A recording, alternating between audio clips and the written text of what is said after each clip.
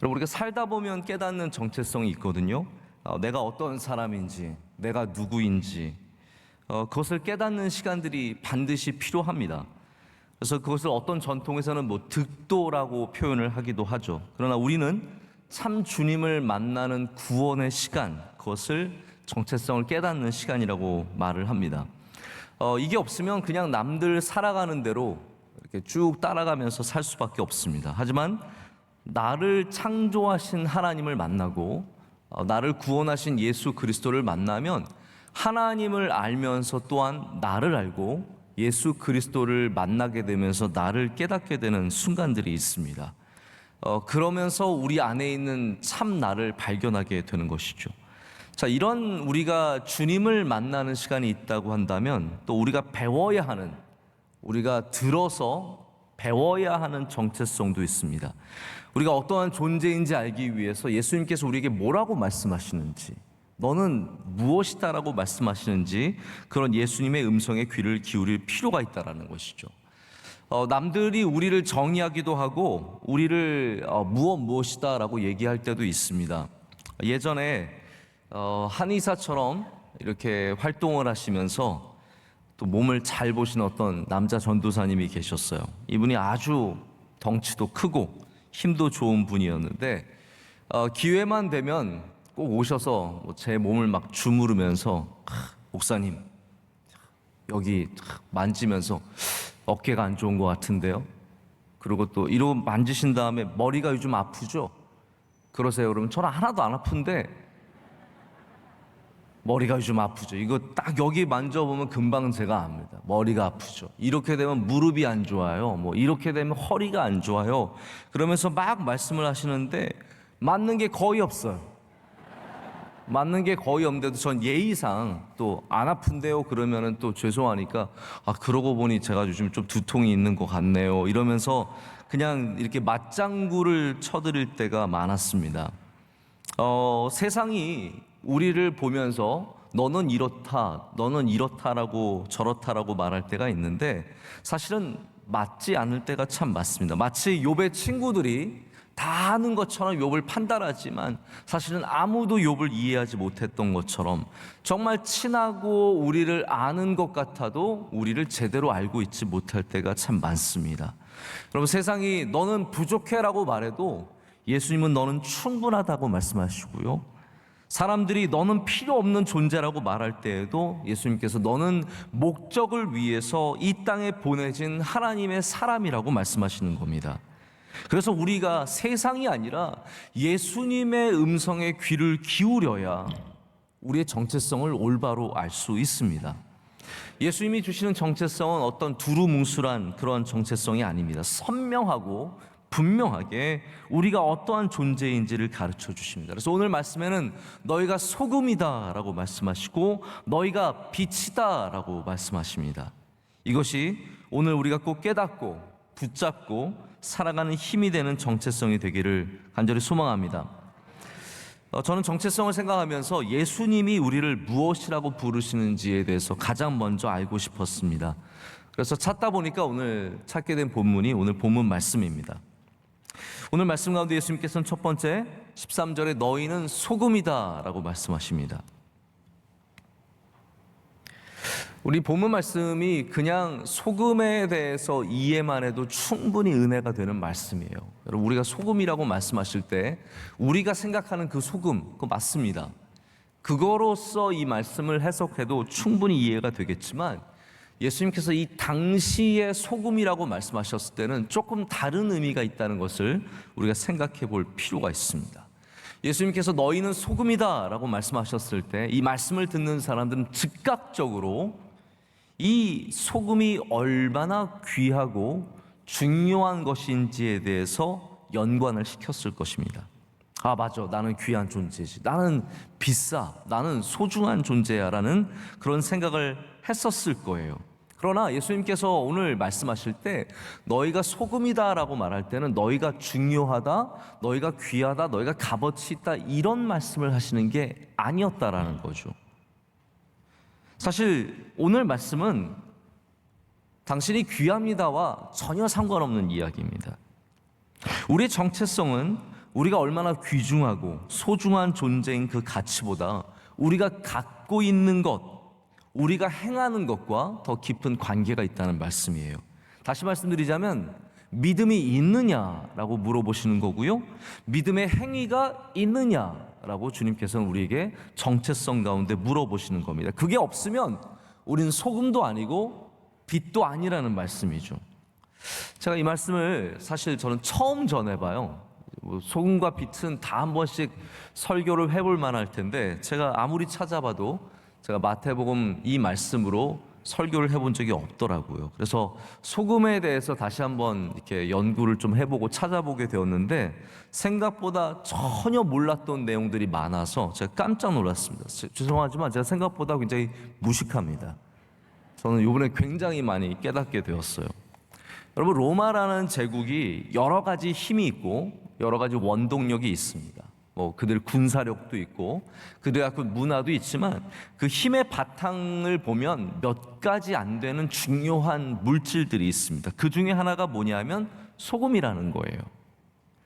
여러분 다 아시겠지만 소금은 당시 굉장히 얻기 힘든 미네랄 중에 하나였습니다. 아주 비싼 값에 매매가 되었고 개인이 시장에서 파는 게 아니라 나라가 독점하면서 소금을 통해서 부를 축적하기도 하고 이게 금과 같이 귀하게 여겨지는 아주 중요한 물질이었다는 거죠. 이제 소금을 우리가 영어로 salt라고 하잖아요. salt. 근데 그 앞에 들어가는 soul, S-A-L, 쌀이라는 이 단어가 소금을 의미하는 굉장히 중요한 단어가 됩니다. 그래서 우리가 군인을 영어로 뭐라고 하죠? 솔저라고 하죠. 왜 솔저라고 합니까? 소금으로 급여를 지불했었기 때문에 솔저라고 하는 거예요. 로마 군인들은 소금으로 급여를 받아서 그들이 솔저라는 이름을 갖게 되는 겁니다. 모르셨죠? 저도 몰랐다니까요. 우리가 봉급을 샐러리라고 합니다. 그렇죠? 아시죠? 샐러리라고 하는데 그 샐러리가 바로 쌀, 이 소금에서 나온 말이라는 거예요. 그만큼 이 로마라는 제국은 소금으로 구성이 된 그러한 제국이었습니다. 그래서 예수님께서 너희가 소금이다라고 말씀하셨을 때 아마 사람들은 그 강력한 힘을 가진 로마 제국을 자연스럽게 떠올릴 수밖에 없다는 거예요. 우리가 지금 읽는 본문과 굉장히 거리감이 있는 거죠. 하지만 예수님께서 그렇게 중요한 소금에 대해서 말씀을 하시면서 소금의 가치는 로마 제국이 갖고 있는 그 비싼 값에 매매되는 그 가치가 아니라 소금의 능력이 아니라 소금이 갖고 있는 그 맛 때문이라고 전혀 방향을 갑자기 트시는 거예요. 오늘 어떻게 보면 소금에 대한 말씀 중에서 가장 중요한 부분이 이 부분입니다. 예수님은 소금의 정체성이 그 값어치, 얼마나 비싸냐, 얼마나 적게 있느냐가 아니라 그 맛에 있다라고 말씀을 하시는 거예요. 그래서 그 맛을 잃어버리면 모든 가치가 다 사라진다라고 우리에게 말씀하시는 겁니다. 여러분, 소금에 대해서 이야기를 하자면 사실은 굉장히 많은 이야기를 해야 됩니다. 제가 보면 많은 목회자들이 오늘 말씀을 갖고 말씀을 전할 때 소금의 정체성을 굉장히 다른 곳에서 많이 찾고 있는 것 같아요. 근데 예수님은 굉장히 간단하게 말씀하신 거예요. 너희가 소금이다? 그런데 그 맛을 잃어버리면 아무것도 아니라고 말씀하시는데, 그래서 소금의 다른 정체성, 보존성 그런 거 있잖아요. 방부제 역할을 하면서 보존하게 하고 녹아내려서 스며들고 이런 것들은 예수님의 관심사가 아니었다는 거예요. 그런 말씀을 하시는 것이 아니라 우리가 그 맛을 잃지 않는 것이 바로 정체성이라고 말씀하시는 겁니다. 맛을 잃지 않는 소금은 그 가치를 잃어버리지 않습니다. 자, 이 말씀이 또 이런 면이 있어요. 너희가 소금이다 라고 말씀하실 때는 우리에게 소금이 되라 라고 말씀하시는 게 아니라는 거죠. 우리가 노력해서 소금이 되어야 한다, 이 말씀이 아닙니다. 기도를 열심히 하면 너희가 소금이 될 것이다, 이 말씀도 아니라는 거죠. 10년 동안 제자 훈련 받으면 마침내 소금이 된다, 이 말씀도 아니에요. 예수님은 우리에게 정의를 내리고 계시는 거예요. 너희는 소금이다. 여러분은 소금이에요. 할렐루야. 믿으시길 바랍니다. 여러분은 이미 소금이에요. 우리의 정체성은 소금이 되는 것이 아니라 소금인데 그 맛을 잃지 않는 게 바로 정체성이라는 거예요. 그 맛을 잃지 않는 것이 우리가 붙잡아야 하는 오늘의 말씀입니다. 우리는 맛을 잃어버린 소금을 별로 경험해 본 적이 없어서 그것이 무엇인지 잘 모르죠. 근데 맛을 잃게 되는 것은 두 가지 이유가 있습니다. 오랫동안 밖에 노출되면서 바람에 혹은 비에 이런 것의 맛을 점점 잃어버려서 그 짠맛이 사라져 버리는 게 되는 것이죠. 또 하나는 뭐냐면 이게 가장 흔한 일이었는데 불순물이 많아서 이게 주로 광산에서 캐지 않았습니까? 그러다 보니까 불순물이 많은 소금은 짠맛이 없고 텁텁하고 이상한 맛이 많기 때문에 상품으로서도 가치도 없고 버려지게 되는 거죠. 그래서 예수님께서는 이 두 가지 다 밖에 오랫동안 머물면서 풍파를 겪은 그런 소금과 불순물이 많은 소금은 밖에 버려져서 사람에게 밟힐 뿐이라고 말씀하십니다. 여러분들도 아마 직관적으로 이 말씀을 들으시면 우리가 신앙을 잃어버리는 과정과 굉장히 흡사하다는 것을 아실 거예요. 우리가 신앙을 잃어버리는 과정들도 바로 이러한 똑같은 과정들을 통해서 이루어진다는 거죠. 여러분, 그렇습니다. 우리에게 맛을 잃어버린다는 이 말씀이 어떤 의미입니까?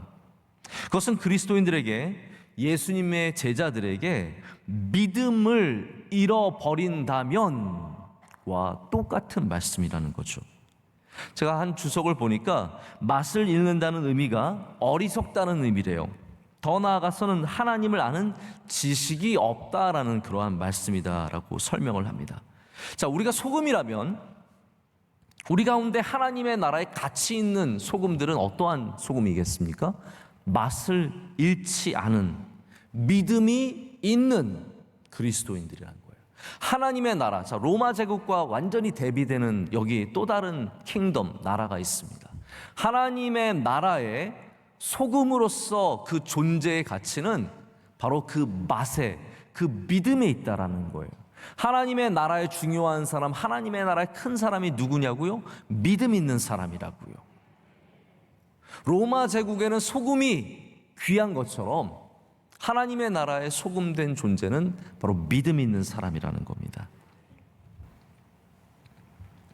하나님의 나라에 쓸모없는 사람들은 돈 없는 사람, 능력 없는 사람, 이런 사람들이 아니라, 또 바꾸고 말하자면 믿음이 없는 사람은 하나님의 나라에 쓸모없는 사람이라는 겁니다. 그래서 그리스도인의 정체성은 그 믿음에 있습니다. 그 안에 있다라는 거죠. 그럼 우리가 어떻게 해야 이 땅에서 그리스도인처럼 보이겠습니까? 요즘에 이제 장난삼아 사람들이 그런 표현 쓰더라고요. 교회 오빠. 여러분, 교회 오빠 아세요? 교회 오빠. 교회 오빠들은 주로 이제 남방에 면바지를 입고 안경을 쓰고 머리는 좀 단정하게 하고 기타를 매면 더 좋습니다. 기타를 매면서 다니는 사람들, 교회 오빠 패션이라고 해서, 사실은 그게 저는 칭찬인지 아닌지 잘 모르겠어요. 교회 오빠 같이 생겼다라고 하면은 그게 아마 세상에서는 칭찬이 아닐 수도 있어요. 우리 수석 목사님이 지난 목요일 날 새벽 설교를 했는데 저희 돌봄 신방의 에피소드를 하나 이야기하시더라고요. 돌봄 신방하면서 아마 들어보신 분들은 이미 웃음이 나오시나 본데, 돌봄 신방하면서 우리 목사님 중에 몇 분이 굉장히 곤란한 적이 있었대요. 이번 돌봄 신방이 집 앞에서 기도하는 거잖아요.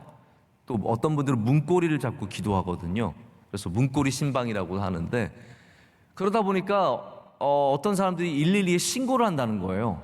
집 앞에서 누가 막 서성거리고 있고 문고리 잡고 있고. 그러니까 우리나라 사람 참 오지랖이 넓어요. 남의 집 앞에 이상한 사람이 서 있으니까. 그러나 이제 그러한 신고를 받은 분들의 모습이 대부분 어때요? 험악하게 생긴 거죠. 목사처럼 안 생긴 거예요.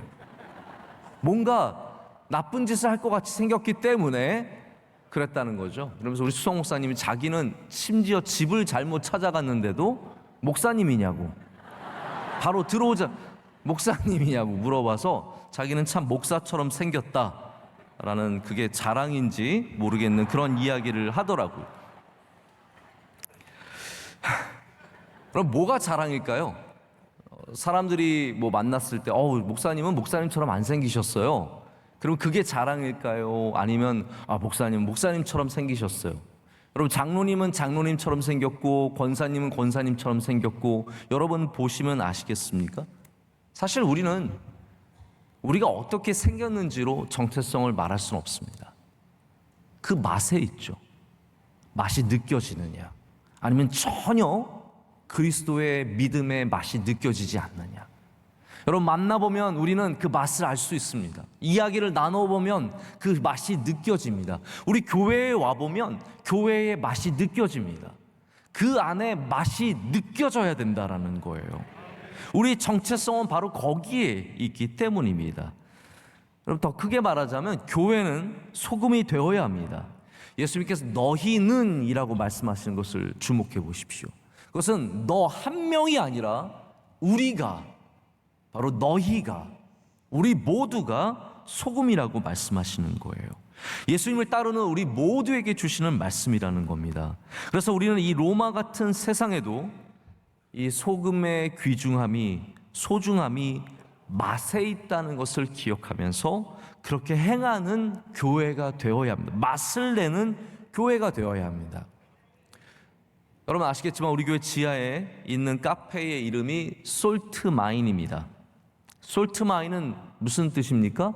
소금 광산이라는 뜻이에요. 저희가 새 성전을 짓고 원로 목사님께서 우리 지하의 교인들의 편의를 위해서 카페를 하나 세웠으면 좋겠다라고 말씀을 하셔서 제가 그 당시에 우리 성전 준비하는 위원들과 함께 구상을 하면서 이 카페를 이제 짓게 되었어요.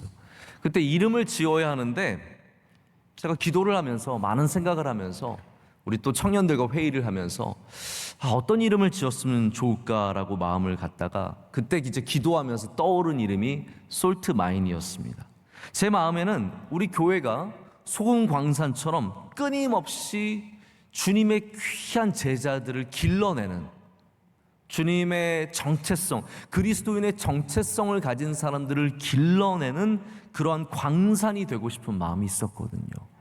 여러분, 교회는 근본적으로 다 솔트 마인이 되어야 합니다. 다 소금 광산이 되어야 돼요. 그래서 여기서 끊임없이 짠맛을 가진, 가장 좋은 짠맛을 가진 주님의 백성들이 나와야 할 줄로 믿습니다. 저는 그런 소망이 있습니다. 누군가 우리 교회를 모르는 사람도, 처음 와본 사람도, 이 동네 이사 와서 교회를 찾다가 이 예배에 온 사람이 앉아서 짠맛을 느낄 수 있다면, 그리스도를 향한 그 사랑과 믿음의 맛을 우리 교회에서 느낄 수 있다면, 또 우리가 행하는 일들을 세상이 보면서 짠맛을, 그 믿음의 맛을 느낄 수 있다면 우리가 앞으로 걸어가는 걸음이 절대로 헛되지 않고 하나님께서 기뻐하시는 걸음이 될 줄로 믿습니다. 자, 두 번째, 예수님은 너희는 세상의 빛이라고 말씀하십니다. 요한복음에서 예수님은 에고 에임이라고 불리는, 신학적으로 나는 나다라고 말씀하시는 전통적 우리가 7가지를 말씀을 하십니다. 근데 그 가운데 예수님 8장 12절 요한복음에 말씀하시면서 이렇게 말씀하십니다. 나는 세상의 빛이니 나를 따르는 자는 어둠에 다니지 아니하고 생명의 빛을 얻으리라. 아멘. 이게 예수님에 대한 정체성이에요. 자, 그래서 오늘 드리는 말씀은 예수님은 예수님에 대한 정체성을 분명히 알고 계셨는데 우리에게 또 정체성을 부여해 주시는 거거든요. 너희는 이라고 말씀하시잖아요. 나는 세상의 빛이다. 그 이해가 돼요. 그런데 예수님께서 오늘 우리에게도 너희는 세상의 빛이다 라고 말씀을 하시는 겁니다.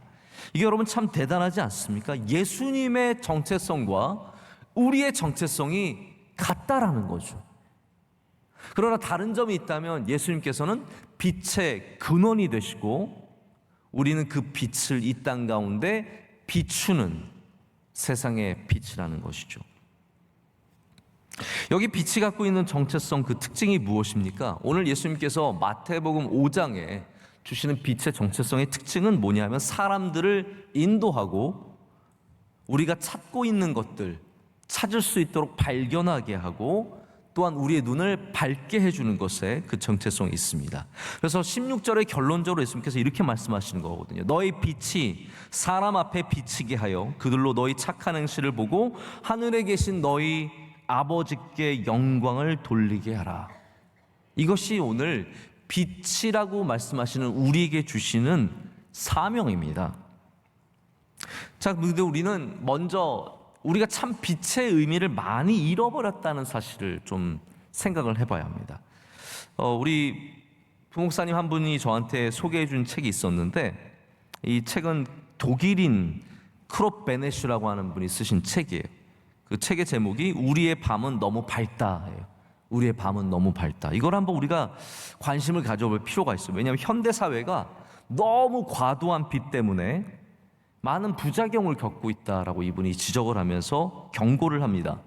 자, 가로등은 우리에게 참 편리한 거예요. 그런데 가로등이 켜 있고 그리고 수많은 불빛이 꺼지지 않는 도시의 밤은 최고로 밝은 달빛보다 1000배 이상 밝다는 거예요. 가로등 하나가 그렇게 밝다는 거예요. 그렇기 때문에 식물들과 동물들에게, 아니 우리 인간들에게도 지대한 그러한 영향을 미치고 있다고 말합니다. 그래서 통계를 보면 이 철새들이 밤 비행을 한대요. 밤에도 달을 보면서, 왜냐하면 그 달빛이 밝기 때문에 철새들이 달을 보면서 날아가는데, 요즘 철새들은 너무 빛이 많으니까 그게 헷갈린다는 거예요. 그래서 이분의 통계에 의하면, 제가 믿어지지 않는 숫자인데 1년에 700만 마리의 철새가 이 잘못된 빛을 따라가다가 죽게 된다고 합니다. 그러니까 도시의 불빛, 가로등 이런 것들 따라가다가 철새가 길을 잃어버리는 경우가 허다하다는 거죠. 여러분, 밤의 빛은 더 이상 이제 우리를 인도하는 빛이 아니게 됐어요. 이제 밤의 빛은 여러분 무엇을 의미합니까? 좀 더 놀고 우리가 놀기 위한 빛이에요. 밤의 빛은 우리가 즐기기 위한 빛이고, 또 때로는 피곤하지만 더 일하게 하는 그러한 빛과 도구가 되어버리고 말았습니다. 그래서 세상의 불빛은 더욱 밝아지고 있지만 길을 잃어버리는 인생들은 더욱 많아지고 있다는 거예요. 이게 굉장히 모순되지 않습니까? 예수님께서 말씀하시는 너희는 세상의 빛이다라는 말씀이 적용이 된다면 밝아질수록 더 길을 찾아야 하는데, 세상의 빛이 더 밝아질수록 오히려 인간들의 삶은 피폐해지고 있다는 거예요. 여러분, 이거는 우리가 온전한 빛, 예수 그리스도의 빛을 되찾아야 한다는 굉장히 중요한 경고입니다. 제가 몇 달 전에 나누었던 새벽 예배 말씀을 좀 잠깐 상기시켜 드리고 싶은데요. 이 빛에 대한 제가 설교를 한번 한 적이 있습니다. 저는 이제 평생을 명일동 아니면 시골에 살았어요. 제가 미국에서 공부를 할 때도 저희 지역이 시골이어가지고 별도 많이 보이고, 여러분 아십니까? 명일동은 별이 보여요. 명일동은 하늘을 보면 별이 보이는 곳입니다. 서울에 우리가 중심부, 참 이거 변두리 사는 이야기 제가 자주 하는데, 서울의 중심부에 가면 별이 안 보입니다. 빛이 하도 밝아서 안 보여요. 저는 그래서 이 촌사람, 약간 촌사람이라서 그런지 도시가 좋아요. 여러분 그거 아세요? 도시를 좋아하는 사람들은 다 촌사람들이에요. 도시를 사모하는 사람들. 저는 그래서 도시에 나가면은 굉장히 궁금해서 걸어보기도 하고 어떤지 궁금해서 찾아보기도 합니다. 제 로망 중에 하나가 정말 슬리퍼 신고 딱 나가서 카페에서 커피 한 잔 딱 사들고 집으로 들어가는 거. 저희 집에서 가장 가까운 카페 한 10분은 차 타고 나가야 돼요. 없어요.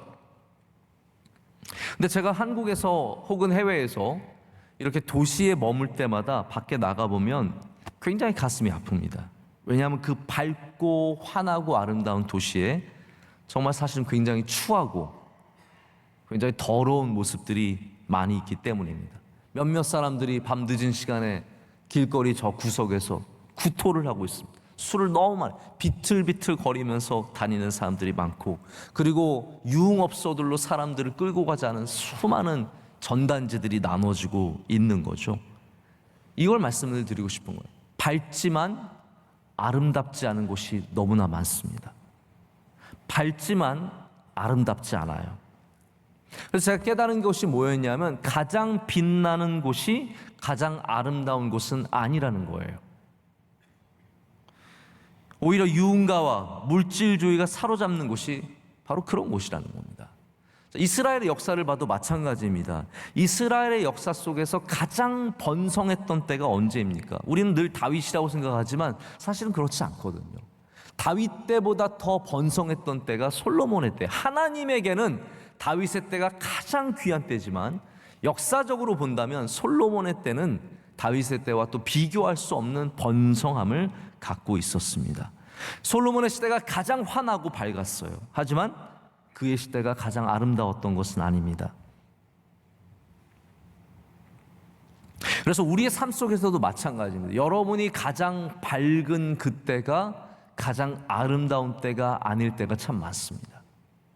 반대로 말하자면 우리의 삶이 밝지 않아도, 그렇게 밝지 않아도 참 아름다운 때가 있다라는 거죠. 그래서 빛은 양의 문제만이 아니라는 겁니다. 밝다고 무조건 좋은 게 아니고 약하다고 나쁜 것만이 아니에요. 예수 그리스도께서는 우리에게 참 빛이 되어 주십니다. 그래서 우리는 그 빛이 세상의 그 빛보다 더 밝아서 환해서 쫓아가는 게 아니라 생명을 살리는 아름다운 빛이기 때문에 쫓아가는 거예요. 예수님의 빛은 되게 밝아서 아름다운 게 아니라 완전한 빛이기 때문에 아름다운 거죠. 우리나라보다 문명이 발달하지 않은, 문명이라는 표현도 좀 그렇지만 문화가 발달하지 않은 그런 나라에 가보면 빛을 쓰는 수준이 굉장히 떨어집니다. 네온 사인이 걸려 있어도요 굉장히 조잡스럽잖아요. 이렇게 막 뭔가를 화려하게 밝혀놨는데 아름답지 않아요. 밝기는 밝은데 아름답지 않아요. 제가 케냐의 한 호텔에 갔었는데 뭐를 얼마나 치장을 하고 했는지 정말 밝고 환한데 너무 쑥스러울 정도로 아름답지 않아요. 부끄러울 정도로 아름답지가 않더라고요. 예수님의 빛은 높은 수준의 아름다움을 갖고 있습니다. 그냥 밝은 게 아니라 아름다운 빛이에요. 그래서 그 아름다움에 빠지는 사람들이 바로 그리스도인들이라는 것이죠. 우리도 이 세상에서 이런저런 아름다움을 많이 받고 밝은 빛을 많이 받지만 정말 주님을 만날 때 우린 진짜 아름다운 빛을 만나게 되고 참 빛을 만나게 됩니다. 그래서 예수님께서 우리에게 말씀하실 때도 너희가 세상의 빛이다라고 하는 말씀이 더 밝아야 된다, 더 환해야 된다, 더 오랫동안 밤 2시까지 환해야 된다는 말씀이 아니라는 거죠. 예수님께서 우리가 빛이 되라고 말씀하실 때는 누군가를 복된 길로 인도하고, 할렐루야, 의미 있는 삶으로 인도하라라는 거예요. 근데 그것이 우리가 노력하고 힘써서 막 누군가를 밝은 빛으로 인도하는 이런 것보다는요, 밝은 빛이 빛나면 그 정체성으로 말미암아 자연스럽게 사람들을 밝은 대로, 좋은 대로 인도하게 된다라는 거예요. 음악을 나 누군가에게 막 감동을 되게 줘야지, 그렇게 하지 않아도 아름다운 음악을 연주하면 감동이 됩니다. 빛이라는 게 그런 거예요. 여러분, 그래서 빛을 우리가 잘못 막 너무 밝게 하려고 하면 그걸 뭐라 그래요? 발광한다라고 하는 거예요. 발광한다. 그게 우리가 빛을 너무 쓸데없이 막 내가 환하게 보이려고, 내가 영광을 받으려고 막 그렇게 되면 발광하는 거고요. 그래서 옆에 사람이 너무 그러면 발광하지 말라 그러세요. 그만 발광하세요. 아닙니다. 우리는 아름다운 빛을 품기만 해도 우리를 볼 수 있게 되고 세상이 주님을 만날 수 있게 된다라는 거죠. 미국의 초대 총독이었던, 식민지 초대 총독이었던 존 윈트롭이 미국 식민지를 가리켜, 그때 매사추세츠 식민지죠, 뭐라고 불렀냐면 시티 어폰 힐이라고 불렀습니다. 언덕 위에, 산 위의 도시. 바로 오늘 마태복음 이 5장의 말씀을 인용해서 미국을 시티 어폰 힐. 왜 시티 어폰 힐이라고 불렀을까요? 왜냐하면 이 존 윈트롭이 미국을 향해서 가졌던 꿈은 뭐냐면 뭐 큰 나라가 되고 위대한 나라가 되는 것이 아니라 청교도 신앙으로 올바로 세워져서 온 세상이 바라보고 주님을 만날 수 있는 그런 나라가 되기를 원했기 때문입니다. 우리의 정체성은 그래요.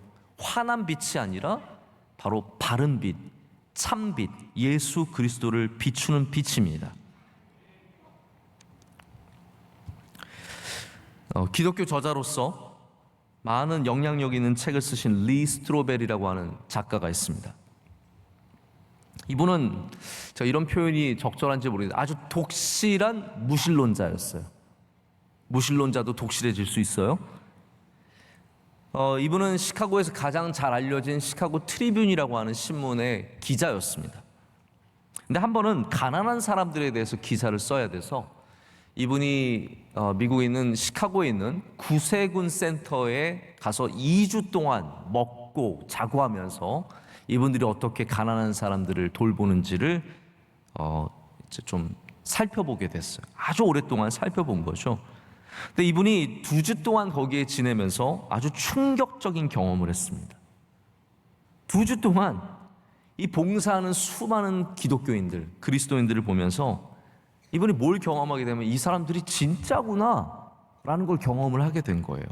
자신은 전혀 생각도 안 하고 상관도 안 하는 이 가난한 사람들, 뭐 집 없는 사람들일 수도 있고 아니면 어려움을 당해서 갑자기 큰 가난 속에 머문 이런 사람들을 돌보는 사람들을 보면서 정말 많은 것을 처음으로 생각해 보게 되었다는 거예요. 그래서 마지막 날 이제 짐을 챙겨가지고 나가면서 센터장한테 인사를 하러 갔어요.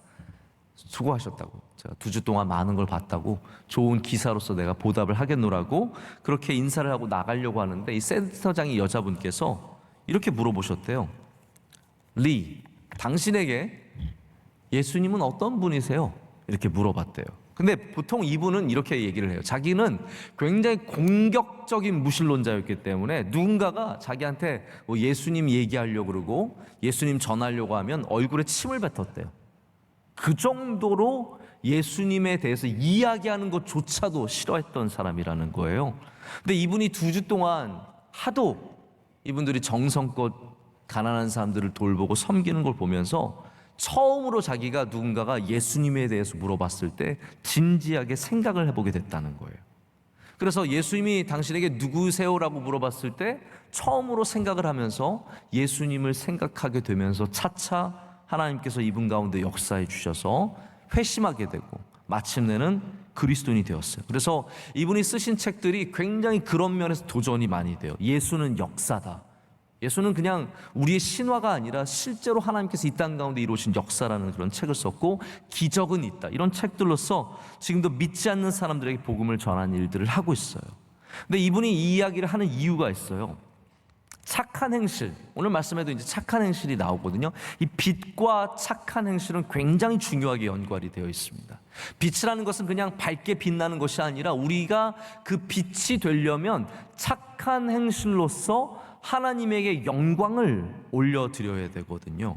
그것이 빛의 정체성이거든요. 착한 행실이라는 것이 단순히 착하고 좋은 것만을 말하는 것이 아니라 이게 중요해요.